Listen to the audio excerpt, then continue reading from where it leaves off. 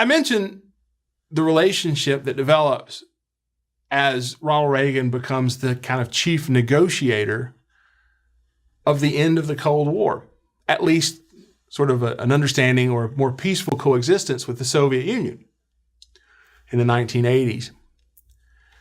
Historians wonder about what role Ronald Reagan actually played. As one of his own aides suggested, Ronald Reagan had a basic idea of the facts, but in detail wasn't always quite clear. That didn't make him perhaps the best negotiator.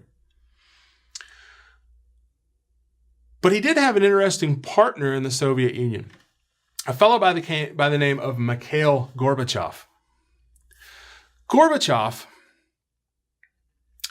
had risen to power to become, by 1985, the general secretary of the Communist Party in the Soviet Union, making him basically the leader of the Soviet Union. And he had come to power in the wake of a series of leaders who had served for very short periods, leaders like Andropov, who ultimately were aged and usually in ill health, and they just had not lived very long once they assumed power. Gorbachev had come up then through the hierarchy, and when he does become general secretary, he does so at a relatively young age. And that's important because he's a generation away from these older figures. And he's also part of a generation that's willing to look at the possibility of reform in the Soviet Union. What he wants is a Soviet Union that's free of a great deal of the bureaucracy that is restraining the capacity of the Soviet Union to produce efficiently. And I think he also is willing to get that efficiency going to allow for greater freedoms in the Soviet Union and its satellite states. The two major elements of Gorbachev's programs are known to us as glasnost and perestroika. Glasnost simply means openness or transparency. The idea being that whereas government in the Soviet Union has been carried on behind closed doors by an elite, by a small group, without the consent of the governed, so to speak, there ought to be greater openness about what decisions are being made and why.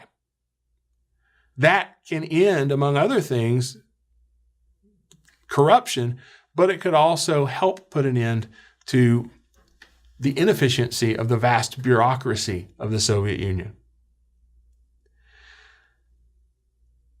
This end to bureaucracy, this greater efficiency, is known as perestroika. This is the reform, right?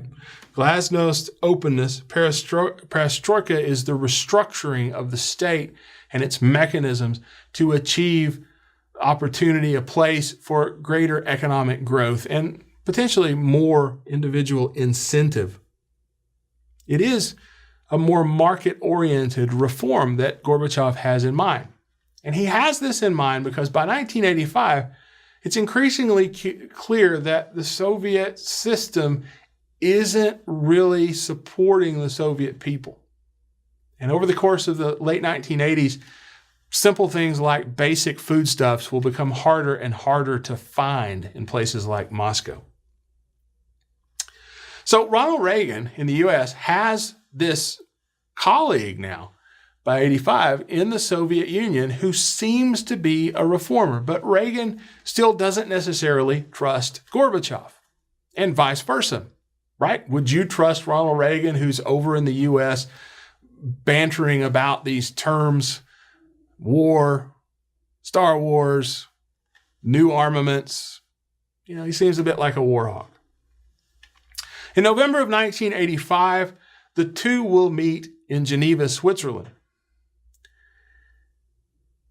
It's a fascinating meeting because although there's a considerable amount of distrust, they both seem to strike up a sort of relationship of personality. In other words, it's still a little bit cold, but there seems to be something of a spark between them, that they can communicate. And this is an issue that actually is reinforced. It becomes more clear that they have this kind of personal connection, or seem to have a personal connection, when they meet again in October of 1986 in Iceland at Reykjavik. And there, that personal connection goes even further in their private talks, not the big talks at the table where they're negotiating, but their private talks. And it's at Reykjavik that Gorbachev actually puts forward an astounding idea that they sign an agreement to do away with all nuclear weapons. Wow. The one condition that really stops Ronald Reagan from saying yes to that is Star Wars.